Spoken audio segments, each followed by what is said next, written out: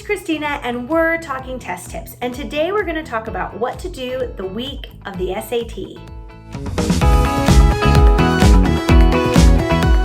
So today we're going to talk about what to do each day of the week leading up to the SAT. And hopefully you have been preparing for the SAT for a while now, but now it's time to focus and push through the home stretch. I have mentioned in other videos how important it is to keep a list of things you want to remember and things you don't want to forget. So things you want to remember are your planned ideas. These are like your goals and your strategies for each sections.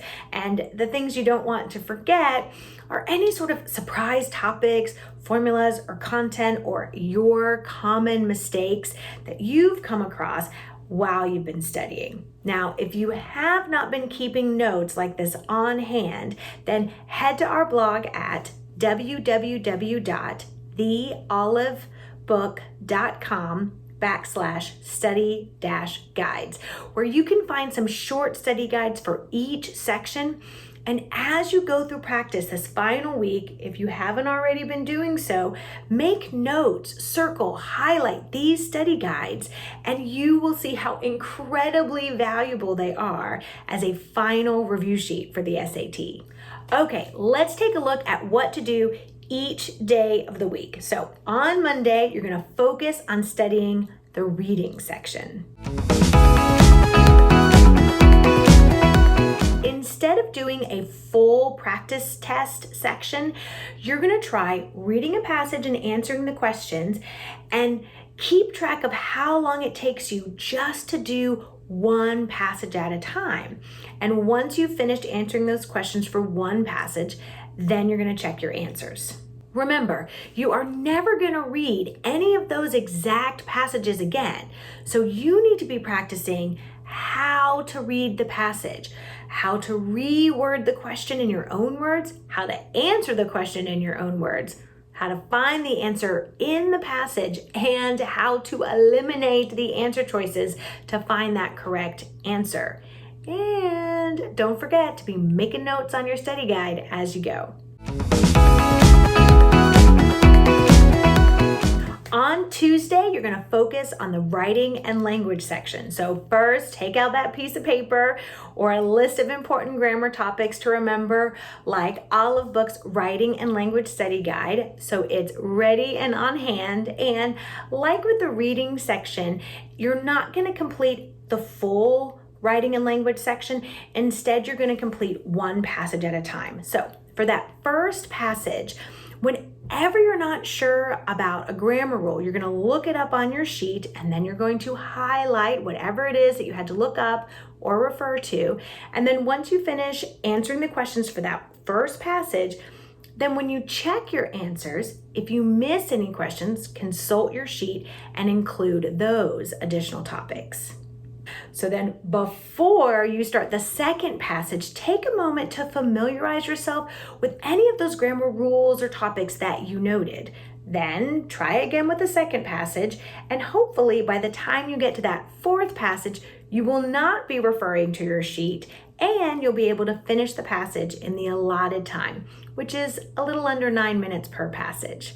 So, do you see how valuable it is to keep track of these topics, concepts, question types that you're consistently having difficulty with, and determine why you are struggling with them, right? So by noting them on your sheet, you will have a personalized list of things to review later. And on Wednesday, you're going to practice the math section. And I know I sound like a broken record, but you need to use your sheet to keep track of any questions or topics that you're unsure about. And since this is the home stretch, right? It's the week before the SAT.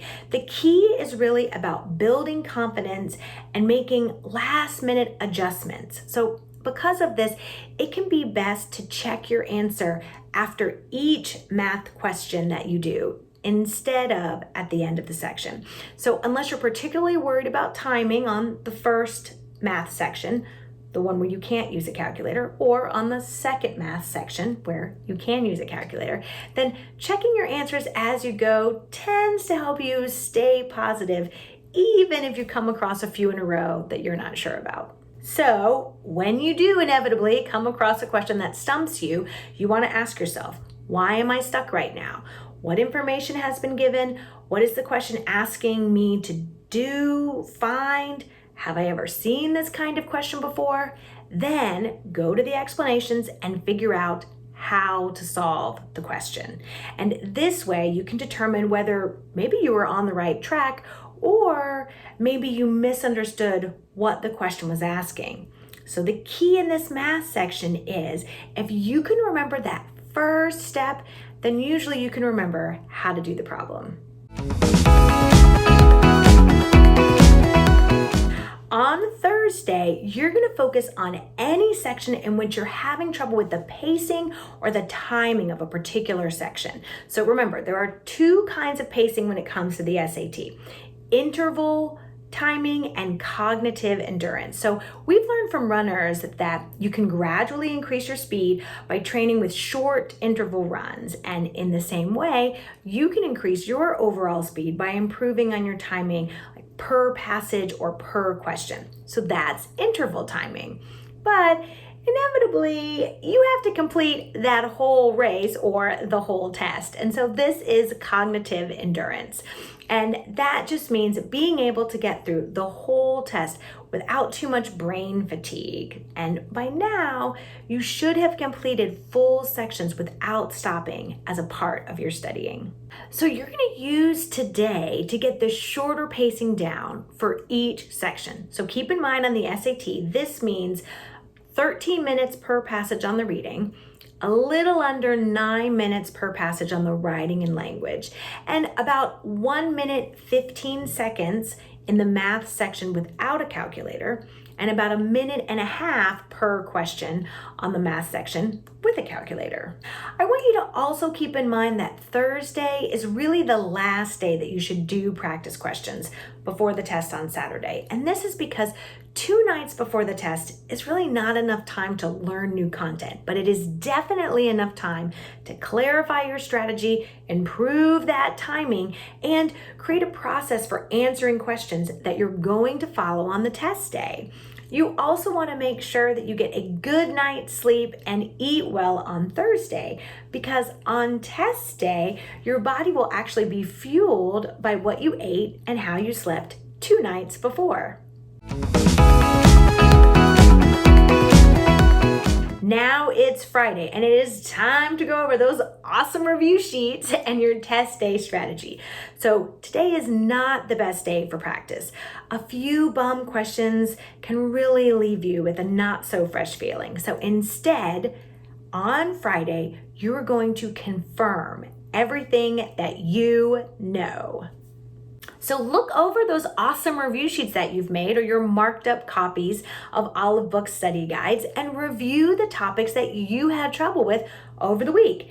Think about how are you going to recognize when a question is asking you about one of those troublesome topics, and how do you plan to answer it correctly? So almost no one will know how to do every single question. So running through a strategy so that you can feel confident even when you get to those questions that trip you up on test day will actually help you feel more relaxed, because you will know what to do when they occur. And I also want you to visualize the whole test, starting at the beginning, and think about what's your pacing and your goal score for each of those sections. And finally, at the end of the day on Friday, I want you to do something enjoyable or relaxing to you. Give your brain a break and try not to take in any new information. It already has a lot to remember. And then Saturday is test day. So when you get into that testing room, take a deep breath, clear your mind, and go over the test strategy one more time in your head. You need to remind yourself what is your very best. You know what to do. You have practiced. The test is not changing, so you got this. All right, happy practicing.